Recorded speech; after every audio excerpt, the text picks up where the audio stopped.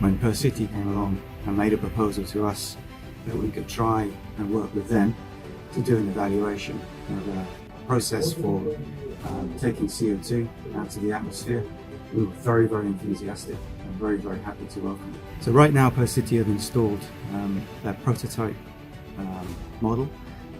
It's installed in our tech centre, and that's just behind me, and it's working as we speak, and I'm very, very happy to see that the results we're getting from this equipment already are very, very promising. It not only is performing well in terms of removing CO2 from the atmosphere, but it's actually producing hydrogen and it's producing electricity. So it's really a successful endeavour. And as I said, I'm very, very proud for Toyota to be part of this activity in the city in Manchester.